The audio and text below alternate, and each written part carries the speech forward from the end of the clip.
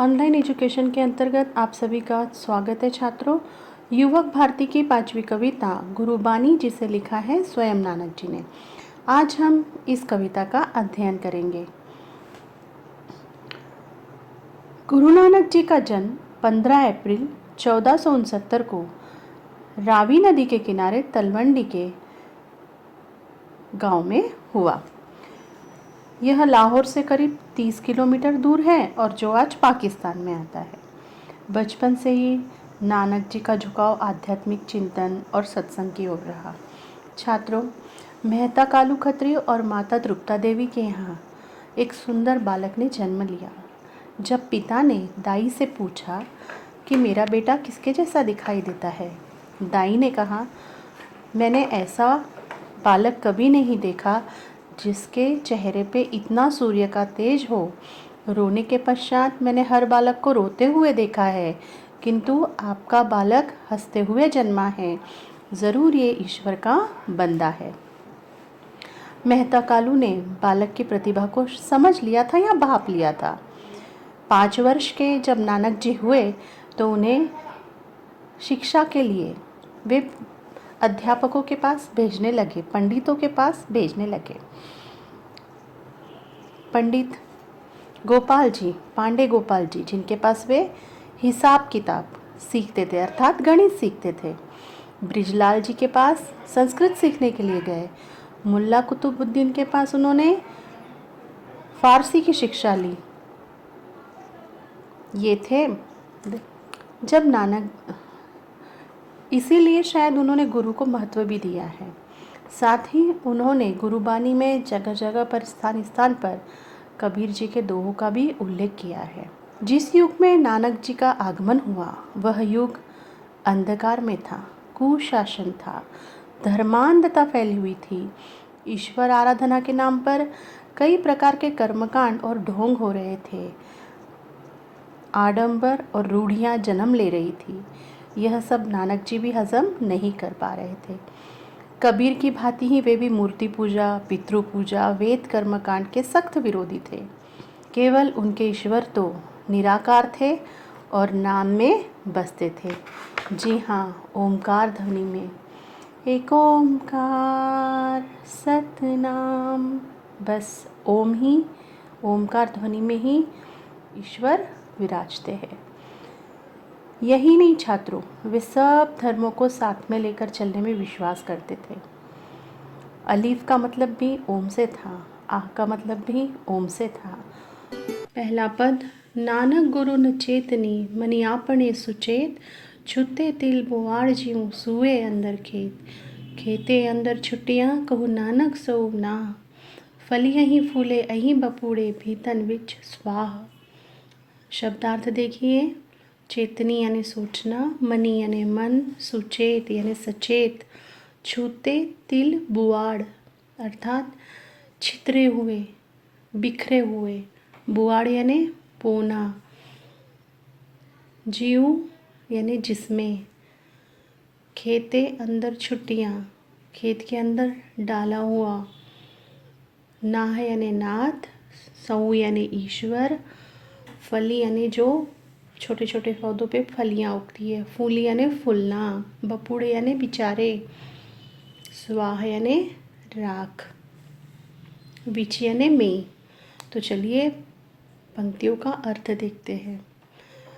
अर्थ देखने से पूर्व नानक जी जो थे, उनके जीवन में ऐसा कहा जाता है कि बचपन में तो उनके गुरु थे, अध्यापक थे, किंतु नानक जैसे जैसे बड़े हुए वैसे वैसे उन्होंने कहा, मेरा गुरु तो सिर्फ शब्द है, मैंने केवल शब्दों को ही अपना गुरु माना है। छात्रों, जब नानक जी 5-7 वर्ष के थे, जब छोटे छोटे बच्चे खेलने के लिए जाते हैं, उस बचपन को लेकर वे ईश्वर के पथ पर निकल पड़े थे, उनकी भक्ति पथ पर वे निकल गए थे, केवल 7 और 8 वर्ष की आयु में। जब कुतुबुद्दीन मुल्ला के पास वे फारसी पढ़ने के लिए जाते, तब अलीफ से लेकर ए तक पढ़ने के लिए नानक जी को कहा गया। नानक जी चुप बैठे रहे, नानक जी ने कुछ नहीं कहा। मुल्ला ने कहा, यहाँ सब बच्चे पढ़ रहे हैं, नानक तुम भी पढ़ो। नानक शांत बैठे रहे। नानक ने कुछ नहीं कहा। जब नानक ने आंखें खोली तो नानक जी ने कहा कि अलिफ से लेके ये तक तो केवल एक ही शब्द होता है, वो है ओमकार, और ओमकार ध्वनि में ही ईश्वर बसता है। जी हाँ, नानक जी ने केवल शब्द को गुरु माना और उन्होंने यही कहा कि सबसे ईश्वर ऐसा है जो हमें दिखाई नहीं देता है, शब्दों से ही ईश्वर हमें मिल सकता है। यहाँ नानक कहते हैं कि जीवन में एक गुरु की आवश्यकता होती है। उन्होंने बचपन में देखा था कि कैसे सभी के जीवन में, छात्रों, बड़ा हो या कोई छोटा, जब हम छोटे होते हैं तो हमारे माता पिता हमें एक सही मार्ग पर ले जाते हैं या हमें सही गलत के लिए रास्ता दिखाते हैं, तब वे गुरु बन जाते हैं। जब हम विद्यालय में जाते हैं तो शिक्षक हमारे गुरु बन जाते हैं। जीवन के खट्टे मीठे अनुभव भी हमें बहुत कुछ सिखा कर जाते हैं। किंतु यहाँ आध्यात्म से नाता है इन पदों का या इन दोहों का, इसलिए यहाँ ईश्वर भक्ति की बात की गई। अर्थात हमें अगर जीवन में ईश्वर प्राप्ति करनी है तो आपको ईश्वर की प्राप्ति के लिए एक सच्चा भक्त बनना होगा, और सच्चा भक्त बनने के लिए आपको एक अच्छे गुरु की आवश्यकता पड़ेगी। यहाँ ये कहा गया है, ऐसे गुरु से यहाँ तात्पर्य है। छात्रों, आपने महान संतों का नाम सुना। इनके गुरु थे रामानंद जी, तुलसीदास जी, जिनके गुरु थे नरसिंह जी, विवेकानंद जी, जिनके गुरु रामकृष्ण थे।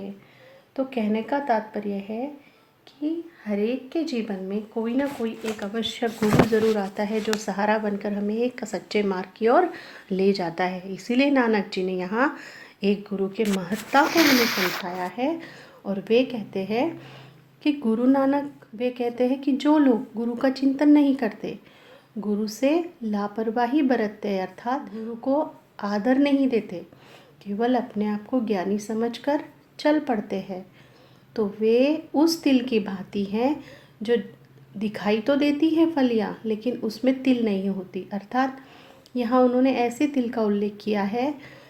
अफ्रीका के जंगल में कई ऐसे पौधे होते हैं, या राजस्थान के मरुस्थल में भी उगते हैं ऐसे पौधे जो तिल के पौधे की भांति ही दिखाई देते हैं।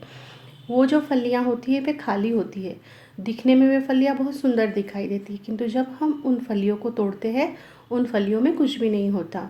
यहाँ नानक जी कहते हैं कि ठीक वैसे ही उस व्यक्ति का जीवन है जो ज्ञानी समझता है और दूसरों को मूर्ख समझता है। वे कहते हैं कि एक गुरु ही आपको सच और झूठ की राह बताता है कि सच्चा मार्ग कौन सा है, किंतु आप अगर जीवन में ऐसे ही बढ़ते गए, ज्ञानी होकर भी अज्ञानी की तरह ही आप अगर चलते रहे, तो आपका जीवन भी उन्हीं तिल की तरह है जो दिखाई तो अच्छा देगा, किंतु अंदर ही अंदर, भीतर ही भीतर आप भी खाली होते जाओगे, उन्हीं फलियों की तरह। साथ ही हम यहाँ एक और बात समझ सकते हैं। फसल खेत में कोई भी हो छात्रों, उसके आसपास घास उगाती है या छोटे छोटे पौधे निकल आते हैं जो कोई काम के नहीं होते, और अक्सर जब अच्छी फसल लेनी हो तो उन पौधों को निकाल कर फेंक दिया जाता है। यहाँ नानक जी कहते हैं कि जो बीज फेंके जाते हैं और जो ज़मीन में गिरते हैं खेत में, वे तो बहुत अच्छे मजबूती की पकड़ के साथ ऊपर आते हैं फसल के रूप में, किंतु जो बीज खाली भी होते हैं और जो गिर जाते हैं, उनकी फलियाँ भी खाली सी आकर ऊपर ऐसे ही वे निकाल कर फेंक दिए जाते हैं। तो ऐसा ही हमारा जीवन है। हमें भी ऐसे ही, अगर हमने भी जीवन में अपने आप को रिक्त ही रखा ईश्वर के नाम से, तो हम भी उस खाली फली के समान होंगे जिसे एक दिन यहाँ से निकाल कर फेंक दिया जाएगा। साथ ही उन्होंने यह भी कहा है कि कुछ हम और इसमें और उदाहरण देख सकते हैं। छात्रों, जो बड़े संत जो भी कहते हैं, केवल उसका एक ही अर्थ नहीं निकाला जा सकता है, उसके तो अनेक अर्थ होते हैं। उनकी जैसे वो फलियां हैं, खाली फलियों के अंदर कुछ भी नहीं है, तो वे कहते हैं कि एक व्यक्ति है जो अज्ञानी है, जिसे कुछ भी पता नहीं है, या जो कुमार्गी है, या जो गलत रास्ते पे जा रहा है। अगर ऐसा व्यक्ति गलत रास्ते पे जाए तो लोग, जो अच्छे लोग हैं, वो भी उससे किनारा कर लेते हैं और उसे बाजू में हटाए आगे के दोहे की ओर बढ़ते हैं। जली मोह कसी मसी करी, मति कागद करी सारू, भाई कलम करी चितू लेखारी, गुरु पूछी लिखो बिचारी। लिखो नाम साला लिखो, लिखो अंत न पारा वार। जली यानी जलाना, मोह यानी लालच, घसी यानी घिसना, मसी यानी स्याही, करी यानी करना, मति यानी बुद्धि, कागज यानी कागज़, सारू यानी अच्छा। यहाँ अच्छे विचारों से भी, या सारू यानी हम कह सकते हैं कि सारू का संबंध अच्छे विचारों से है। कलम यानी लेखनी, चित्तू यानी हमारा हृदय, मति यानी बुद्धि लेकिन चित्तू यानी हमारा हृदय, लेखारी यानी लेखन या लिखना, गुरु पूछी यानी गुरु से पूछना, लिखो विचारी यानी सोच समझकर विचार कर लिखना, लिखो नाम साला लिखो अर्थात नाम लिखो किंतु सत्य लिखो, साला यानी सच, लिखो अंत न पारावार, अंत यानी खत्म आखिरी, पारावार यानी कभी अंतहीन जो खत्म नहीं होता, अर्थात आखिर में कोई भी नाम लिखो किंतु वह नाम अंतहीन हो, अर्थात ईश्वर का नाम जिसका अंत कभी नहीं होता। चलिए अर्थ की ओर बढ़ते हैं। द्वितीय दोहे में नानक जी कह रहे हैं कि व्यक्ति को मोह को जलाकर उसको घिसकर स्याही बनाना चाहिए। एक सुंदर अहंकार से संबंधित उनकी कथा भी है छात्रों। एक बार वे गांव में जाते हैं घूमने के लिए अपने चेलों के साथ में, और जब वे शिष्यों को लेकर साथ चलते हैं तो एक गांव में बहुत स्वागत सत्कार भी किया जाता है, साथ ही गुरु आए हैं तो उन्हें खाने के लिए भोजन पर आमंत्रित किया जाता है। गरीब अमीर सभी कहते हैं नानक जी हमारे घर पधारिए और हमारे यहाँ का भोजन ग्रहण कीजिए। कौन नहीं चाहता कि एक इतना बड़ा संत महात्मा पुरुष हमारे यहाँ का भोजन ग्रहण करे। ऐसे में सबको जीवन की सार्थकता नज़र आती है। संपूर्ण गांव के लोग बड़े छोटे उमड़ पड़ते हैं, सभी आमंत्रित करते हैं। गांव का सबसे बड़ा सेठ नानक जी से कहता है कि मैंने तो बहुत पकवान बनाए हैं, नानक जी आप आइए। नानक जी जाते हैं और वहाँ बैठते हैं। नानक जी के सामने 56 भोग परोसे जाते हैं। तभी एक किसान अपने छोटी सी थाली में रोटी और सरसों का साग लेकर आता है। नानक जी बड़े ही प्यार से किसान को कहते हैं आओ, मैं तुम्हारी ही राह देख रहा था, और खाना खाकर पानी पीते हैं और प्रसन्न चित्त से कहते हैं मैंने ऐसा खाना पहले कभी नहीं खाया। 56 भोग धरे के धरे रह जाते हैं। साहूकार बोलता है नानक जी मैंने इतने प्यार से इतने 56 भोग बनाए, आपने कुछ भी नहीं ग्रहण किया। नानक ने कहा अहंकार था। अर्थात ये जो भोजन तुमने बनाया है इसमें कहीं ना कहीं चित्त में अहंकार था। ये तुमने बेईमानी से कमाए हुए पैसों का भोजन बनाया है जो मैं कैसे ग्रहण कर सकता था। एक किसान निश्चल मन से दिन रात फसल की सेवा में लगा होता है, मेहनत की कमाई से 2 जून की रोटी लाता है, और वो जो मेहनत और ईमानदारी से इसने जो पैसे कमाए हैं उसका अन्न जो आज मुझे मिला है वही मेरे लिए तो प्रसाद है।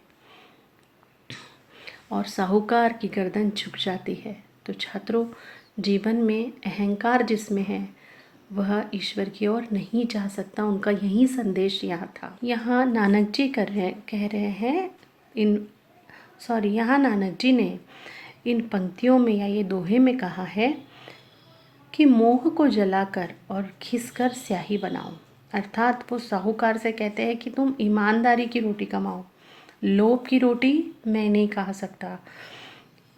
अर्थात जीवन में आप लोभ करोगे तो आपको ईश्वर की प्राप्ति नहीं हो सकती। अपनी बुद्धि पर अपने हृदय के सुंदर भावों को लिखो, अर्थात अपनी बुद्धि को स्वच्छ कागज़ की भांति बनाओ जिसमें कोई दुर्विचार ना हो, और अपने मन के सुंदर विचारों पर उस कागज़ पर अंकित करो जो सर्व हिताय हो, अर्थात सबका हित करे।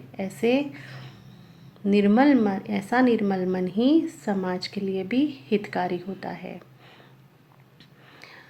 प्रेम भाव की कलम बनाओ, भाई कलम करी चित्तू लेखारी, अर्थात प्रेम भाव की कलम बनाकर चित्त को लेखक समझो और गुरु से पूछ कर लिखो। वे कहते हैं एक गुरु से पूछो कि क्या लिखूं। अगर आपको रास्ते से भटक रहे हो तो एक मंत्र लो, आप उनसे पूछो और पूछकर एक रास्ते पे जाओ।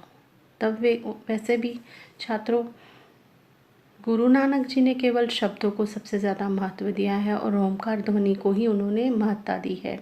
बाह्य आडंबर, मूर्ति पूजा, कर्मकांड के वे विद्रोही थे और विरोधी भी थे। गुरु पूछी लिखो बिचारी, लिखो नाम साला लिखो। गुरु से पूछकर ईश्वर का नाम अपने मन पे अंकित करो और ऐसा सच्चा नाम लिखो जिसका कोई अंत न हो, जो सीमाहीन हो। लिखो नाम सालह लिखो, लिखो अनंत न पारावार, अर्थात ऐसा नाम आपके हृदय पे अंकित हो जिसका कोई अंत न हो। आगे का दोहा, मन रे अहिनिसी हरिगुण सारी, जिनखिनु पल्लु नामु न बिसरे, तेजन विरले संसारी। ज्योति ज्योति मिलाइए सुरति सुरति संजोगो, हिंसा हऊ में गतु गए नाही सहसा सोगो। गुरुमुख जिसो हार मनि बसे, तिसु मेले गुरु संजोगो। शब्दार्थ देखिए, अहिनिसी यानी दिन रात, हरिगुण यानी ईश्वर के गुण, पल्लु यानी पल, बिसरे यानी भूलना, विरले यानी अनोखे, संसारी यानी जगत। ज्योति ज्योति मिलाइए अर्थात प्रकाश को प्रकाश से मिलाना है। हिंसा अहंकार, सोगु यानी दर्शन। गुरुमुख जिसु हार मनि बसे, तिसु मिले गुरु संजोगो। तिसु यानी उनसे, संजोग यानी बड़े ही भाग्य से, सहसा यानी आसान। ये अर्थ देखते हैं। यहाँ नानक जी कह रहे हैं मन, तू दिन रात भगवान के गुणों का स्मरण कर, जिन्हें एक क्षण के लिए भी ईश्वर का नाम नहीं भूलता। संसार में ऐसे लोग अनोखे होते हैं। सांसारिक व्यक्ति के लिए 24 घंटे नाम स्मरण करना असंभव सा होता है, किंतु फिर भी यहाँ नानक जी कह रहे हैं कि जो ईश्वर को भूलता ही नहीं है, या हो सकता है उनका तात्पर्य हो कि एक सत्कर्म में भी ईश्वर होता है। आप एक अच्छे कार्य में अपना मन लगा दीजिए तो आपका कहीं ना कहीं वह कार्य भी ईश्वर से जुड़ा हुआ प्रतीत होगा। यहाँ इन्होंने यही कहा है कि जो भी कर्म ऐसा होता है, सत्कर्म, भले ही आपने नाम भी नहीं लिया हो किंतु आपका कर्म ही सच्चा है, तो वहाँ भी ईश्वर की प्राप्ति होनी ही है। तो वे कहते हैं ऐसे लोग अनोखे होते हैं, विरले होते हैं, जो हमेशा ईश्वर का नाम लेते हैं। और आप जब ईश्वर का नाम लेते हो तो एक ज्योति से प्रकाशित होते हो और ऐसी ही ज्योति से प्रकाशित होकर सभी को प्रकाशमान करते हो। अगर आप में अहंकार है, अहम भाव है, तो आप प्रभु के दर्शन नहीं कर सकते। जिसके हृदय में भगवान के, जो अपने हृदय में भगवान के नाम की माला पहन लेता है, उसी प्रभु के दर्शन होते हैं। तेरी गतिमिति तू ही जाने, क्या को आखी वखाणे, तू आपे गुप्ता आपे प्रकटू, आपे सब रंग भाणे। साधक सिद्ध गुरु वहीं चेले, खोजत फिरी फरमाणे। समहि बधु पाई भिक्षा, तेरे दर्शन कऊ कुर्बाणे। उसी की प्रभु खेल रचाया, गुरुमुख सो भी होई। नानक सब जुग आपे वर्ते, दूजा और न कोई। तेरी गतिमिति यानी तेरी हलचल, तेरी से तात्पर्य ईश्वर से है, अर्थात तेरे कार्य ईश्वर, तेरी गतिमिति तू ही जाने यानी आप ही जानते हो। आखी वखाणे यानी वखाणा यानी व्याख्या करना, अक्षर यानी आखी यानी पूरा अक्षर, वखाणा यानी बखान करना या परिभाषा देना या व्याख्या करना या वर्णन करना। तू आपे गुप्ता, गुप्ता यानी छुपा हुआ, आपे प्रकटू यानी अपने आप प्रकट होने वाला। आपे सब रंग भाणे, आपके सब रंग पसंद है, भाणा यानी अच्छा लगना। साधक सिद्ध, गुरु चेले, खोजत यानी खोजना। समहि बधु, बधु यानी सब, कुर्बानी यानी कुर्बानी। उसी की प्रभु खेल रचाया यानी ये जो खेल है ये सब तेरा रचाया हुआ। गुरुमुख सो भी होई यानी समझदार।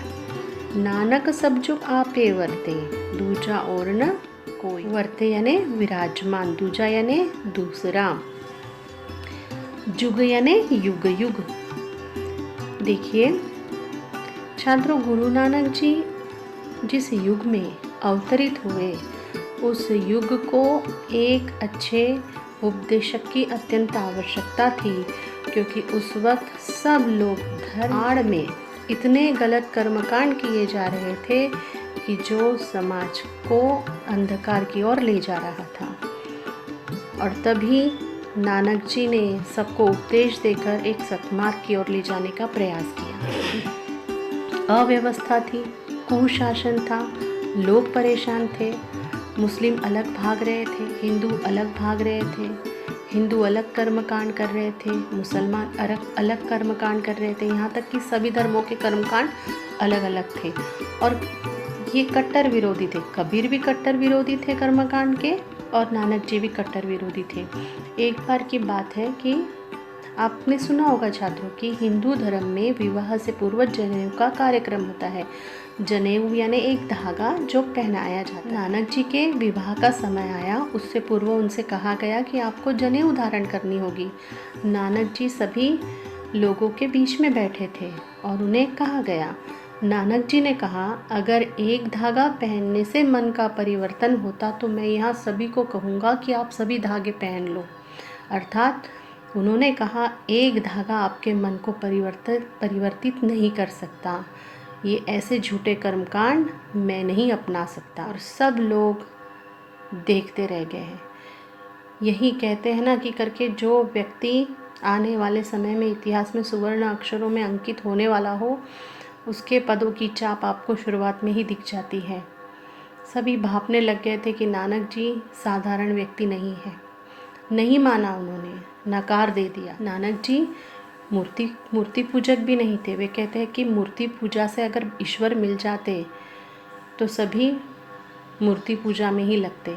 कबीर ने भी बहुत सुंदर कहा कि पाथर पूजे हरि मिले तो मैं पूजू पहाड़, ताते तो चाकी भली पीस खाए संसार। ठीक वैसे ही नानक जी कहते हैं कि ये ईश्वर चमत्कारी है, ये निराकारी है, ये दिखाई नहीं देते। इनकी महिमा का हम इसकी शब्दों में बयान नहीं कर सकते। अर्थात क्या को आँखी बखाने, अर्थात इसका अक्षरों में हम बखान नहीं कर सकते। ये ईश्वर का रूप दिखाई नहीं देता, लेकिन इसको बयान करना या शब्दों में बांधना असंभव सा है।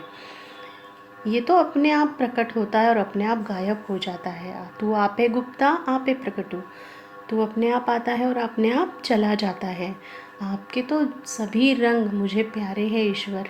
नानक जी कहते हैं, आपके जितने रंग हैं वो मुझे सब प्यारे हैं। यहाँ हम समझ सकते हैं कि हो सकता है कि ये धरती पर जितने रंग हैं वो तो सभी ईश्वर ने रचे हैं, और हर रंग की अपनी विशेषता है, हर रंग अपने आप में पूर्णता लेकर आता है, तो वो ईश्वर का ही अंश है। अर्थात ईश्वर के जो सब रंग हैं वो सब नानक जी कहते हैं मुझे बहुत प्यारे हैं। साधक सिद्ध गुरु चेले खोजत फिरी फरमाने।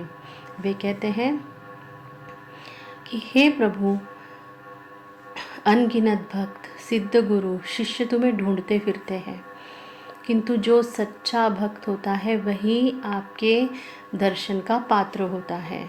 आप सबको तो दर्शन नहीं देते हो, क्योंकि जो जिसका मन सच्चा है, अर्थात जो सच्चा व्यक्ति है, सच्चे मार्ग पर चलता है, उसे ही आप दर्शन भी देते हो। तुम्हारे इस संसार के खेल को केवल कोई गुरुमुख ही समझ सकता है। प्रभु, आपने इस संसार में युग युग से आप ही विराजमान हो और कोई दूसरा विराजित नहीं है। छात्रों, एक बार अपने शिष्य मर्दाना के साथ नानक जी बैठे थे। मर्दाना ने नानक जी से कहा, गुरुजी, मुझे मेरे मक्का के दर्शन करने हैं, मैं जाना चाहता हूँ। नानक जी ने कहा कि चलो, मैं भी तुम्हारे साथ चलता हूँ। और नानक जी मर्दाना के साथ मक्का गए। मक्का जाना आसान तो था नहीं, नज़दीक तो था नहीं, बहुत समय लगा। वहाँ पहुँचने के पश्चात आरामगाह में रुके। आरामगाह में रुकने पर वहाँ एक सेवक आया। नानक जी के जो पैर थे वे मक्का की ओर थे, और जो मर्दाना था वह अलग दिशा में सोया हुआ था। जब एक सेवक आया और उसने देखा कि नानक जी के पैर तो मक्का की तरफ है, तब उस सेवक ने कहा कि अरे बावले, तुम मक्का के दर्शन करने आए हो? तुम्हारे तो पैर ही भगवान की ओर है, मक्का की ओर है, अल्लाह की ओर है। तुम दर्शन के पात्र नहीं हो सकते हो। नानक जी के पैरों को पकड़कर उसने हटा दिया, दूसरी ओर कर दिया। नानक जी शांत रहे। बाद में उन्होंने सेवक से कहा, मर्दाना सब कुछ देख रहा था। मर्दाना उनके शिष्य का नाम है।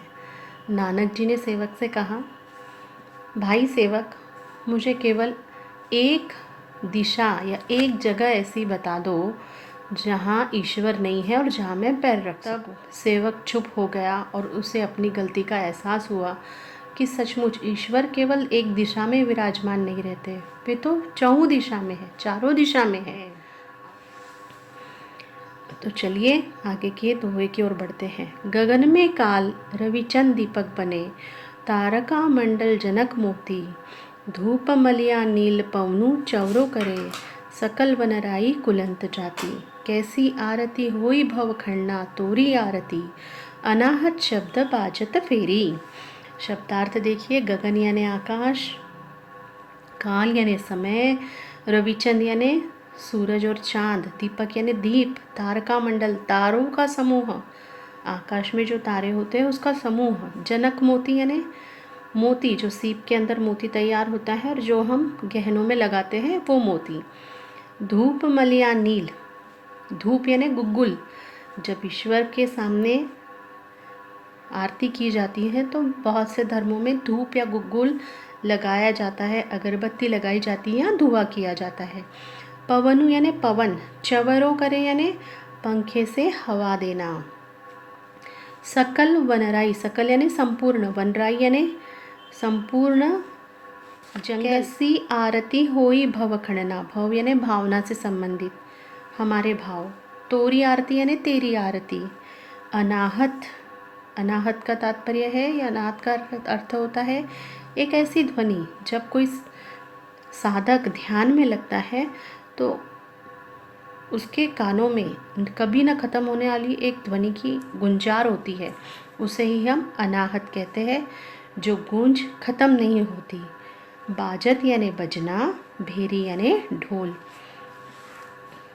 यहाँ नानक जी कहते हैं, अरे इंसान, जिस ईश्वर ने इस पृथ्वी को रचा, जिस ईश्वर ने इस ब्रह्मांड को बनाया है, संपूर्ण पृथ्वी, संपूर्ण धरा, वही ईश्वर का स्वागत करने में दिन रात लगी रहती है। आपने देखा होगा कि जब सभी धर्मों में पूजा पाठ करने के अपने अपने तरीके हैं। ईश्वर की आराधना करने के लिए थाल सजाया जाता है, पुष्प तोड़े जाते हैं, बड़े बड़े हारों की माला पहनाई जाती, माला बनाई जाती है, बड़ी बड़ी फूलों की माला बनाई जाती है, साथ ही प्रसाद रखा जाता है, उसमें भी कई पकवान होते हैं। आरती के लिए घी होता है, धूप करने के लिए या धुआं जो खुशबू फैलाने के लिए एक अलग अगरबत्तियों का उपयोग होता है। तो यहाँ हो सकता है उनके कहने का अर्थ यह भी हो कि अरे मानव, तुम जो ये सब करते हो ये तो तुम बाद में करते हो, इसके पहले तो पृथ्वी, ये धरा, ये संपूर्ण संसार ईश्वर का स्वागत करने में लगा रहता है। आकाश के थाल में सूरज और चंद्र, ये दो बड़े बड़े दीपक जल रहे हैं। सुबह भोर होते ही जब सूर्य निकलता है तो ये एक बड़े दीप की तरह है। शाम होते ही एक चंद्रमा ईश्वर का स्वागत करता है। सुबह और शाम दीप की भांति ये दोनों जलते रहते हैं। हजारों करोड़ों तारे सितारे मोती बने ईश्वर का स्वागत करते हैं। मलय की खुशबूदार हवा वाला धूप या गुग्गुल महक रहा है। यहाँ जो है धूप मलया नील, अर्थात मलय पर्वत पर बहुत सारे पुष्प है और उसकी खुशबू फैलती है। तो मलय पर्वत से जो खुशबूदार हवा आती है वो गुग्गुल की भांति महकते हुए ईश्वर की सेवा कर रही है, या ईश्वर को अपना, प्रकृति ईश्वर को अपना धूप या गुग्गुल अर्पण कर रही है। पवनु चवरो करे, अर्थात हवा या समीर जब हवा चलती है तो यही ईश्वर को पंखा भी झलती है। सकल वनराई कुलंत जाती है, पूरे जंगल की हरियाली, संपूर्ण पृथ्वी पर खिले सुंदर फूल, तेरे इन पुष्पों के आगे इन संपूर्ण पृथ्वी के फूल और इस जंगल में संपूर्ण विश्व पर संपूर्ण संसार के फूल पत्ते हरियाली ईश्वर का स्वागत कर रही है। तेरी थाल में यह जो है यह तो बाद में तू पूजा करता है, उससे पहले तो ईश्वर की आरती ये धरामा उतार लेती है। अर्थात यह सब होने के बाद तेरी आरती का क्या महत्व रह जाता है। अगर आपके मन में या तेरे हृदय में श्रद्धा हो तो वह श्रद्धा भी ईश्वर को बहुत है और वो केवल श्रद्धा का ही भूखा है। आपने देखा होगा छात्रों कि व्यक्ति ईश्वर की प्राप्ति के लिए कई प्रकार के कर्मकांड रचता है।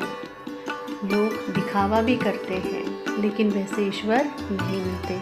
तो यहाँ उन्होंने कहा है कि सबसे बड़ी भेंट अगर आपको देनी है ईश्वर को तो सबसे बड़ी भेंट तो श्रद्धा है।